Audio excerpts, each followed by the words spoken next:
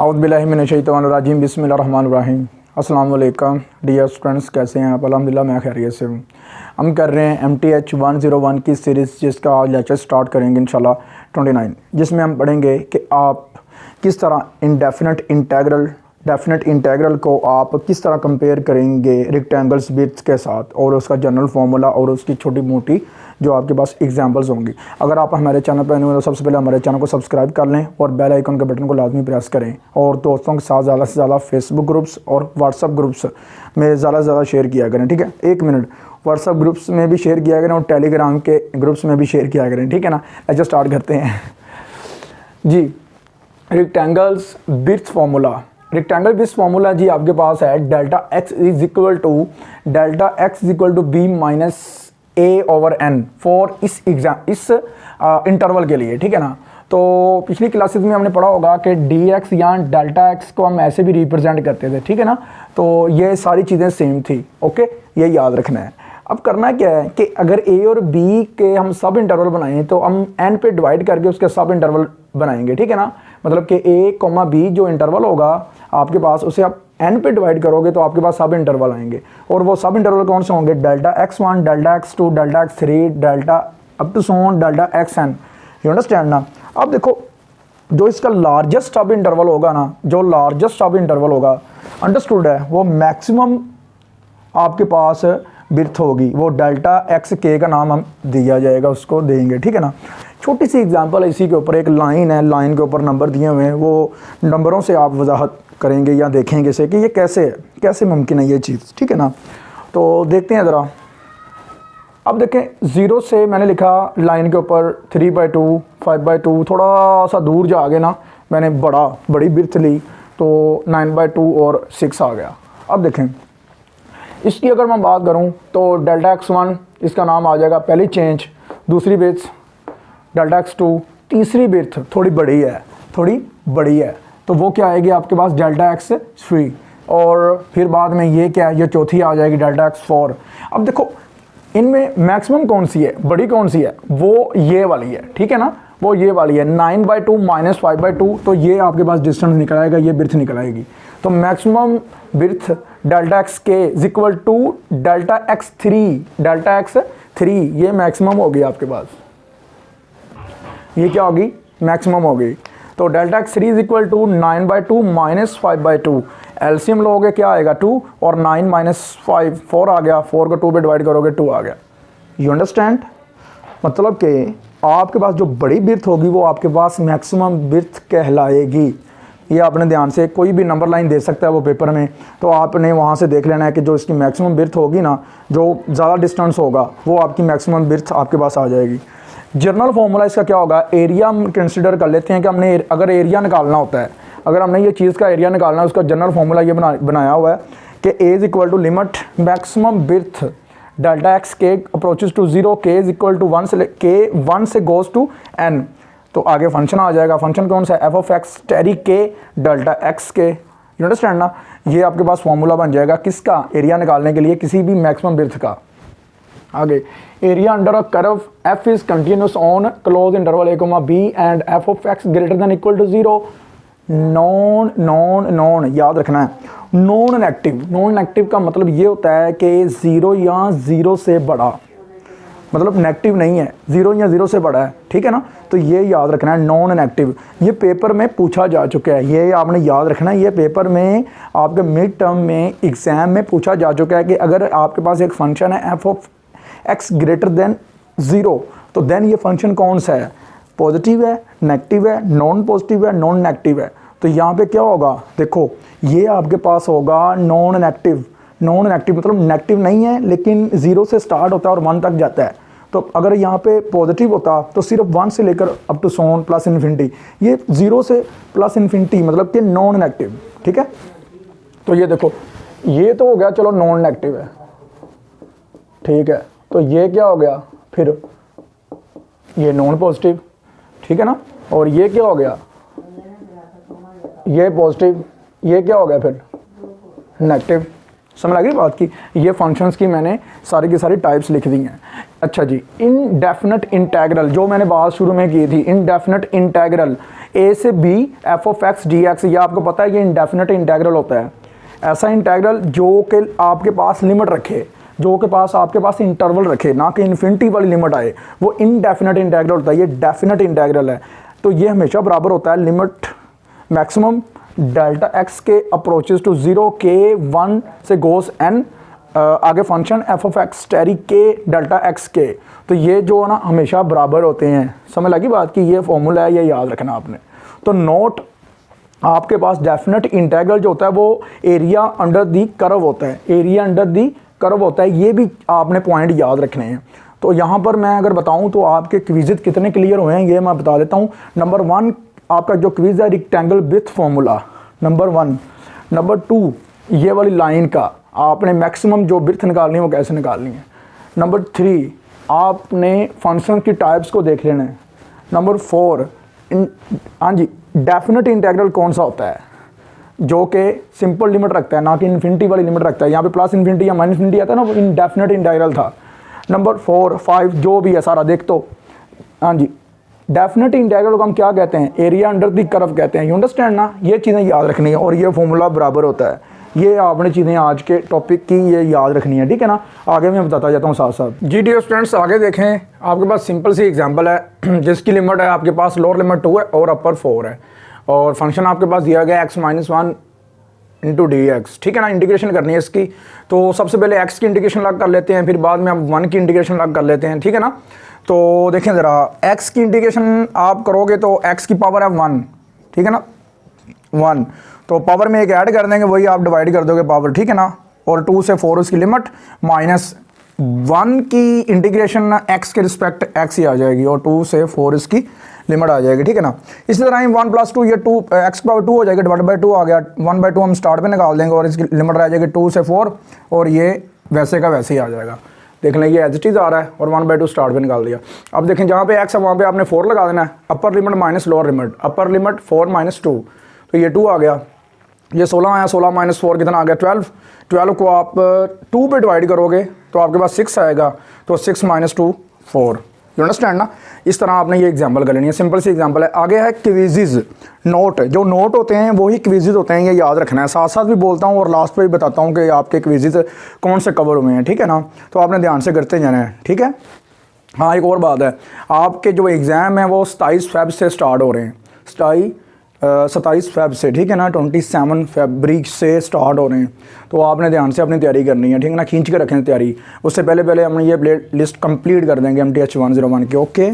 हाँ जी देखो ज़रा, करना क्या है कि नोट है आपके पास कि एक आपके पास ये वाला जो एक फॉर्मूला था आपके पास कि जिसमें आपने क्या किया था, आपने पोर्शन बना के सम किया था, उस सम को क्या कहते थे is called Riemann sum, is called Riemann sum. Calculus जो है ना BSc पंजाब यूनिवर्सिटी की जो कैलकुलस है SM यूसुफ, उसका जो चैप्टर है ना ये वाला, ये चैप्टर नंबर 8 है, ये याद रखना है, चैप्टर नंबर 8 से ये वाला, ठीक है ना। रिमान सम क्या कहते हैं, ये रिमान सम इसे कहते हैं। उसके बाद ये डेफिनेट इंटेग्रल है, ऐसे बी नो के इन्फिनिटी या माइनस इन्फिनिटी या प्लस इन्फिनिटी नहीं है, तो ये डेफिनेट इंटेग्रल है। तो definite integral is always is equal to Riemann integral. तो दूसरा पॉइंट ये वाला है, ये पेपर में आ चुका है, इसका नाम भी आ चुका है, और ये भी उसने पूछा कि आया कि डेफिनेट इंटेग्रल इक्वल होता है रिमान इंटेग्रल के, हाँ जी इक्वल होता है। ये एग्जांपल आपने सेल्फ करनी है सेम वैसे ही जैसे वो की है स्टार्ट वाली। चलिए डेफिनेशन है कि अगर आपके पास लिमिट सेम हो जाती है, अपर और लोअर लिमिट जो है ना वो इक्वल आ जाती है, सेम आ जाती है, तो उसका आंसर जो है ऑलवेज हमेशा 0 होता है। तो एग्जाम्पल देखते हैं, 2 से 2 लिमिट है f of x d x, मैंने अपने पास एक फंक्शन ले लिया एक्स, उसकी मैंने इंटीग्रेशन की, वो आएगी x²/2, तो 2 मैं स्टार्ट पे निकाल दूंगा, वो 1/2 की सूरत में निकल जाएगा। अब 2 की पावर 2 आएगी, 2 की पावर 2 माइनस 2 की पावर 2, तो ये 4 - 4 कितना हो गया 0, 0 × 0। समझ लगी बात की। आगे जो है ना मतलब कि डेफिनेशन, उसकी भी मैं आपको एग्जाम्पल के साथ ब्रीफ करता हूँ, ठीक है ना। जी डियर स्टूडेंट्स, अगर हम आगे देखें तो आपके पास जो है ना इंटीग्रेशन का जो इंटेग्रल की जो आपके पास प्रॉपर्टीज़ है ना, वो आपको यूज़ करके जो ना एग्जांपल्स को आपने देखना है। पहले प्रॉपर्टीज़ के ऊपर डिस्कस कर लेते हैं, ठीक है ना जी।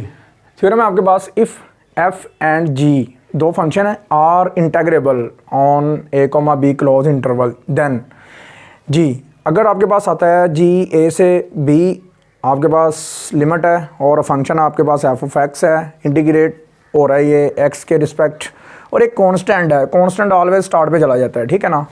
इंटीग्रेशन में ये हमने सीखना है, ये हम एग्जांपल करेंगे इस तरह की, ठीक है ना। तो फिर बाद में देखें अगर आपके पास ए से बी लिमिट है, दो फंक्शन आपके पास प्लस हो रहे हैं तो आप उसे अलग अलग करके इंटीग्रेट कर सकते हैं, तो आंसर क्या आएगा आपके पास, सेम आएगा। दो फंक्शन आपके पास प्लस हो रहे हैं ना, अलग अलग करके आप उनकी इंटीग्रेशन करेंगे तो आंसर सेम आएगा, मतलब अलग अलग कर सकते हैं, प्लस में भी और इसी तरह ही माइनस में भी, ठीक है ना। आपने ये याद रखना है। थ्योरम है आपके पास ए से बी आपके पास लिमिट है f of x d x, एक फंक्शन है, उसे आपने ब्रेक करना है। ब्रेक करना है आपने, ए से बी है लेकिन उसके दरमियान आपने सी भी जो है ना एडजस्ट करना है, तो वो कैसे करना है आपने, ये आप देखें ज़रा। वो आपने एडजस्ट इस तरह करना है कि ए से बी आपके पास f of x d x है, तो आपने क्या करना है, ए को फिक्स ही रहने देना है। जो न्यू इंटरवल है वो देखें ज़रा, ए जो है लेस देन इक्वल टू सी, तो आपने क्या करना है, आपने ये करना है कि आपने इधर लगा देना है सी, ओके समझ लगी बात की। तो ए जो छोटा है और सी बड़ा है, तो ये लोअर और ये अपर, और ये इक्वल तब होंगी जब किसी भी इंटीग्रल का आंसर क्या होता है, ज़ीरो होता है, ये याद रखना है, ठीक है ना। समझ लगी बात की, ये क्या है आपने याद रखना है, इक्वल तब होता है जब ये किसी भी इंटीग्रल जो है ना पूरा का पूरा ज़ीरो हो जाए, ओके। उसके बाद देखें ये सी आपने इधर लिखा है, उसके बाद आपने नीचे लिख देना है, क्योंकि देखो c less than equal to b, ठीक है ना, बी फिर बड़ा है। तो अब क्या करना है, अब आपने क्या करना है, सी को लोअर कर देना है और बी को अपर कर देना है। सी मतलब इसके सामने लिख देना है और ऊपर जो है लास्ट वाली जो लिमिट है वो बी ऊपर लिख देना है, f of x d x आ जाएगा। इसी के ऊपर एग्जांपल है, बड़ी इंपॉर्टेंट है, बड़ी इंपॉर्टेंट है, वीआईपी है, ये आपने ध्यान से करनी है। तो एग्जाम्पल देखें, 1 से 5 आपके पास इंटीग्रल है, उसका आंसर दिया गया -1। इसके बाद दिया गया 3 से 5 इंटीग्रल दिया गया, उसका आंसर है 3। फिर जी ऑफ एक्स दिया गया है, जी ऑफ एक्स सिर्फ डराने के लिए, आपको परेशान करने के लिए दिया गया, हालांकि इसका कोई यूज़ नहीं है, तो वो दिया गया 4। तो आपने फाइंड आउट करना है 1 से 3 F of x d x, ये इंटीग्रल आपने फाइंड आउट करना है। नाउ आप क्या करोगे, देखो 1 से 5 को आपने एडजस्ट किया, 1 से 5 को, तो वही प्रॉपर्टी आप लगाओ। 1 से 5 को एडजस्ट करने जा रहे हो ना, तो देखो ज़रा 1 से 5 को एडजस्ट करने का मतलब ये है कि आपने करना ये है कि यहाँ पर आपने लिखना ये है कि 1 को आपने फिक्स कर दिया, 3 आपने न्यू इन्वॉल्व कर दिया। अब 3 को नीचे लिखोगे, जैसे देखो आपने C को आपने इधर और इधर लिखा, इसी तरह ही आपने 3 इधर लिख दिया। उसके बाद देखो 3 नीचे लिखा है, उसके बाद आपकी ये ऊपर वाली जो लास्ट आपकी ये लिमिट थी B, वो आपने लास्ट पे लिख ली थी, ये आपकी इधर आ जाएगी लास्ट पे। समझ लगी बात की, इसका मतलब ये हुआ कि आपने 1 देखें ध्यान से, 1, 3 और 5 ये आपने एडजस्ट किया है, ये A है, ये B है और ये C है, यू अंडरस्टैंड ना, ये आपने ध्यान से कर लेनी। जी डियर स्टूडेंट्स, आगे अगर हम देखें तो फिर हम करते हैं ऐसे हैं कि पुटिंग वैल्यूज़ कर देते हैं, ठीक है ना। पुटिंग वैल्यूज़ करेंगे ना जब, जो मैं गिवन वैल्यूज़ दी गई हैं, तो अब देखें ज़रा वैल्यू मैंने पुट की है, तो देखो A से B मतलब कि एफ ऑफ एक्स का मैंने 1 से 5 तक की वैल्यू ये लगा दी, ठीक है। इसी तरह मैंने बाद में दूसरी की वैल्यू ये लगा दी। अब देखो बात करने वाली है कि हमें तो चाहिए था 1 से 3, तो ये उधर जाके क्या हो जाएगा, -1 और -3 कितना हो जाएगा, -4। तो ये मैंने तरतीब के साथ लिख दिया, ये पहले लिख दिया और -4 आ गया, यू अंडरस्टैंड ना। तो ये इसका आंसर आ गया। बड़ी इंपॉर्टेंट ये एग्जांपल थी, ध्यान से करनी थी, ठीक है ना। एडजस्टमेंट मैंने आपको सारी इसकी बता दी थी, तो वो आपने ज़रा ध्यान से समझ लेनी थी। उसके बाद आपने पुटिंग वैल्यूज़ करके बाद में इसका आंसर जो है ना वो निकाल लेना था, ओके। उसके बाद आपके पास है थ्योरम। थ्योरम है if f and g are integrable on a comma b then देखें ज़रा ए से बी जो है ना उसका एफ ऑफ एक्स का जो आंसर आएगा ना आपके पास हमेशा 0 या 0 से बड़ा आएगा, कभी भी नेगेटिव नहीं आएगा। कभी भी क्लोज इंटरवल में इसका आंसर जो है ना नेगेटिव नहीं आएगा। ए कॉमा बी जो क्लोज इंटरवल है ना उसके अंदर वो कह रहा है कि अगर फंक्शन आपका f of x greater than equal to 0 है, अगर आपका function greater than equal to 0 है तो उसकी जो इंटीग्रेशन का आंसर जो आएगा ना वो भी हमेशा ग्रेटर दैन इक्वल टू 0 ही आएगा। यू अंडरस्टैंड, आई होप समझ लगी होगी। आगे चलते हैं बी पार्ट कि अगर एक फंक्शन है f of x greater than equal to g of x दूसरे फंक्शन के ग्रेटर दैन इक्वल टू मतलब कि ग्रेटर दैन इक्वल टू है, ठीक है ना, एक फंक्शन, तो देन उसका जो इंटीग्रेबल का आंसर जो आएगा ना वो भी ऐसे ही आएगा कि एफ ऑफ एक्स का आंसर बड़ा आएगा या इक्वल आएगा जी ऑफ एक्स के। You understand. ओके उसके बाद एक एग्जांपल है, ये एग्जांपल हम बाद में देखेंगे, उससे पहले मेरे पास ना एक डेफिनेशन छूट गई थी, वो एक डेफिनेशन क्लियर करवानी है क्योंकि पेपर में बहुत ज़्यादा आती है। इस एग्जांपल से पहले हम डेफिनेशन करेंगे, फिर मैं इधर आऊँगा। देखें ज़रा, डेफिनेशन थी कि ए से बी आपके पास f of x d x है। अगर आप लिमिट चेंज करते हो, लिमिट क्या करते हो, चेंज, अपर को लोअर, लोअर को अपर बना देते हो, तो माइनस बाहर छोड़ना पड़ेगा, माइनस बाहर छोड़ना पड़ेगा।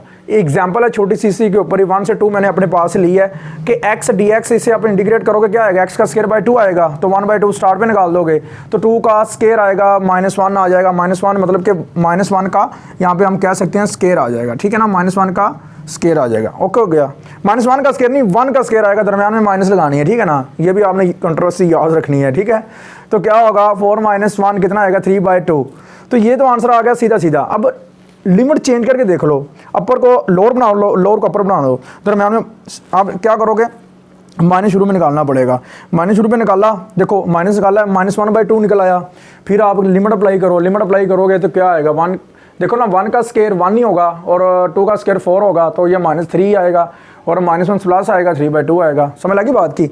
अब हम इसी एग्जाम्पल के ऊपर बात करते हैं। ओके समझ लगी ना बात की जी। डियर स्टूडेंट्स, आगे हम एग्जाम्पल को फर्दर लेके चलते हैं, देखते हैं एग्जाम्पल में करना क्या है। सबसे पहले मैं बताऊं कि ना आपने इंटरवल चेक करना है कि आपको गिवन जो इंटरवल दिया गया है ना, वो कौन सा दिया गया है, वो 0 से 1 दिया गया, वो क्लोज इंटरवल है। उस पर आपने कोस को चेक करना है पहले कि कोस क्या है। कोस 0 क्या होता है, 1 होता है, तो इसका मतलब कोस तो पॉजिटिव आएगा, कोस की वैल्यू जो आएगी वो इस इंटरवल के बिटवीन पॉजिटिव आएगी, ठीक है ना। और अब नीचे वाली वैल्यू को देख लेते हैं, पहले 0 लगाते हैं नीचे। देखो मैंने सबसे पहले क्या किया है, मैंने इंटरवल लिखा है, ठीक है ना, इंटरवल को लिखा है 0,1 है मेरे पास इंटरवल 0 से 1, ठीक है ना, 0 से 1 इंटरवल क्लोज है, ठीक है ना।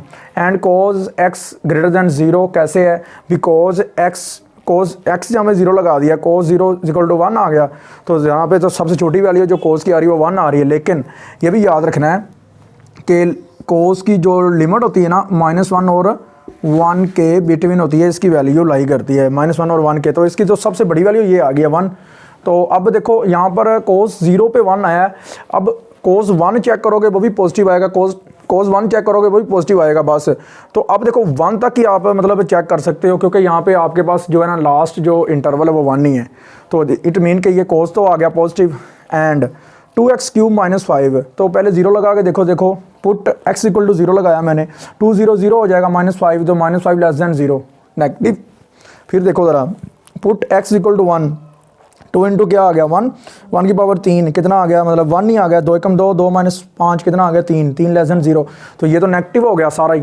तो सो कोस x > 0 एंड नीचे वाला जो फैक्टर है वो <0 है, नेगेटिव है, तो इट मीन क्या होगा, therefore positive divided by negative always negative. So पूरा का पूरा इंटेग्रल ही <0 हो गया, ये हमने प्रूव कर दिया। यू अंडरस्टैंड ना, इस तरह आपने ये चीज़ देखनी थी कि नेगेटिव और पॉजिटिव का कंसेप्ट। अब देखें ज़रा थोड़ा सा डेफिनेशन है बाउंडेड फंक्शन। बाउंडेड फंक्शन वो होता है जो अपनी लिमिट रखता है, कोई ना कोई अपनी लिमिट पॉइंट रखता है, ठीक है ना, तो वो उसकी बाउंड्री होती है, उसकी लिमिट होती है। तो देखो ज़रा -m और +m, ये एफ ऑफ एक्स की लिमिट है, ये एफ ऑफ एक्स की क्या लिमिट है, बाउंड्री है, तो ये बाउंड किया गया है m के ऊपर, तो ये माइनस वाला नंबर है, ये माइनस की जो इसकी लिमिट है, ये प्लस की लिमिट है, लेकिन जो नंबर है वो पॉजिटिव m है, पॉजिटिव m है, तो बाउंड कर दिया गया m पे, ये बाउंडेड फंक्शन है। समझ लगी बात की ना। इसी तरह एग्जांपल इसी के ऊपर y = x² ऑन कौन सा इंटरवल -2 और 2 के ऊपर बाउंड किया गया है, ठीक है ना। तो देखो मैंने ना नंबर लाइन पे भी ज़ाहिर करवा दिया कि -2 और 2 के दरमियान ना बेशुमार नंबर होंगे, लेकिन मैंने 0 लिख दिया है। पुट x = -2 लगाओ यहाँ पे, तो -2 का स्केयर कितना आएगा 4, फिर 2 लगाओ फिर 4 आया, तो मैंने ग्राफिकली इसे लिखा है, तो 0 से मैंने लिखा है ओरिजिन से 4 लिख दिया है, ठीक है ना। तो इसका जो ग्राफ होगा वो बेसिकली 0 और 5 के बिटवीन होगा, ग्राफ जो होगा वो 0 और 5 के बिटवीन आएगा, क्योंकि देखो यहाँ पे 5 आ जाएगा ना, तो उसके दरमियान आएगा, 0 और 5 के दरमियान उसका ग्राफ आ रहा है। समझ लग रही बात की, ये चीज़ आपने देख लेनी है। अच्छा जो उसके बाद थ्योरम है, अच्छा मैं क्लियर करता जाता हूँ कि विजिट्स के लिए जो 3-4 ये लाइन्स है ना बहुत ज़्यादा इंपॉर्टेंट है, ये बहुत अच्छे से समझनी है, ध्यान से समझनी है, ठीक है ना। चलें स्टार्ट करते हैं। सबसे पहले उसने लिखा है g if f is define है किसके ऊपर, a, b के ऊपर, f is continuous on a, b close interval and then f is also integrable. मतलब कि पेपर में बड़ी दफ़ा पूछा हुआ है कि आया कि एक आपके पास फंक्शन है वो कंटिन्यूस है, आया कि वो इंटेग्रेबल भी होगा, ठीक है ना, होगा, लगी समझ बात की। जो फंक्शन कंटिन्यूस होता है वो इंटेग्रेबल भी होता है। आगे f is bonded on a comma b close interval then it has finite मतलब महदूद, finite many points of discontinuity, कुछ पॉइंट उसके पास होंगे जो कि वो डिसकंटिन्यूटी पे होंगे, बाकी कंटिन्यूस पे होंगे। तो हाँ जी, on a comma b close interval के ऊपर देन f इज इंटेग्रेबल। देखो जो कंटिन्यूस होता है, क्या होता है कंटिन्यूस, वो इंटेग्रेबल भी होता है, ठीक हो गया। जो बॉन्डेड होता है वो इंटेग्रेबल भी होता है, ये लो। और उसके बाद जो बॉन्डेड नहीं होता वो इंटेग्रेबल भी नहीं होता, बात खत्म है। तीसरा पॉइंट ये है, जो बॉन्डेड नहीं होता वो इंटेग्रेबल भी नहीं होता। ये 3 पॉइंट आपने अच्छे से कर लेने, तीनों में से 2 या 1 वो लाजमी पेपर में पूछेगा, लाजमी पूछेगा, ये पेपर में आ सकता है ये पॉइंट, ठीक है ना। आई होप आपको लेक्चर की अच्छे से समझ लगी होगी। जहाँ तक हो सका मैंने बहुत अच्छे से एक्सप्लेन करने की कोशिश की है। आप ध्यान से अपने नोट्स तैयार करें, नोट्स तैयार करके अपनी तैयारी करें, ठीक है। हम आपके साथ हैं, हमारी दुआएं आपके साथ हैं। आप हमारे लिए भी दुआ किया करें, दुआओं में याद रखा करें, और हमारे लिंक को ज़्यादा से ज़्यादा जो है ना शेयर लाजमी करें, व्हाट्सएप ग्रुप और फेसबुक ग्रुप, क्योंकि मैं तो काम कर रहा हूँ, मैं चाहता हूँ कि ना ज़्यादा से ज़्यादा लोगों का जो है ना वो भला हो सके। मैं भी फेसबुक पे बहुत ज़्यादा ग्रुप्स को ज्वाइन करता हूँ कि यार आया कि अपने लिंक को ज़्यादा से ज़्यादा शेयर करूँ कि ज़्यादा से ज़्यादा लोगों तक पहुँच सके। क्योंकि देखें पाकिस्तान की जो आबादी है माशाल्लाह बहुत ज़्यादा आबादी है, बहुत ज़्यादा ऐसे स्टूडेंट्स हैं, बहुत ज़्यादा स्टूडेंट्स हैं मेरे हिसाब से इस वक्त जो ना तकरीबन बहुत ज़्यादा स्टूडेंट्स हैं जो व्यू की तरफ रिज्यू कर रहे हैं। जैसे जो कोरोना की वजह से जो मतलब ऑनलाइन सिस्टम हो गया ना, तो उनका सक्सेसफुल सिस्टम है। कोरोना की वजह से जो ना अपग्रेडिंग हुई है उनकी, मतलब ग्रेड उनका बड़ा है, मतलब कि उनकी रेटिंग बड़ी है वर्चुअल यूनिवर्सिटी की। तो इसलिए जो है ना मतलब बहुत ज़्यादा स्टूडेंट्स आ रहे हैं वर्चुअल यूनिवर्सिटी की तरफ। तो उनके लिए आसानियाँ पैदा करेंगे ना। नया सिस्टम होता है बच्चे के लिए, ऑनलाइन सिस्टम जो है ना बच्चे के लिए समझना थोड़ा मुश्किल होता है। इसलिए मैं चाहता हूँ कि यार थोड़ा सा ना शॉर्ट लेक्चर्स उनके लिए तैयार किए जाएं, थोड़ा सा हमको थोड़ा इंटरटेन किया जाए। साफ लगाएं कि मतलब बोरिंग लेक्चर नहीं है, थोड़ा सा मैं इंटरटेन भी करने की कोशिश करता हूं, ठीक है ना। तो ट्राई टू अंडरस्टैंड। तो आज का जो स्टूडेंट है वो थोड़ा सा इंटरटेन हो गए फिर स्टडी करता है। ऐसे नहीं मतलब है कि मैथ का टीचर ना समझ लें कि एक जिन नहीं जैसे किसी को चमड़ा होता, ऐसे मैथ जो ना मैथ की बुक ऐसे लगती है जैसे कुछ चड़ेले या जिन चमड़े होते हैं किसी को। तो ट्राई टू अंडरस्टैंड, इस चीज़ को फॉलो करके आपने ये चीज़ों को मतलब कि ध्यान से स्टडी करनी है और मुझे भी सपोर्ट करनी है। हमारी लिंक को ज़्यादा से ज़्यादा शेयर करना है। ओके, अल्लाह हाफिज़।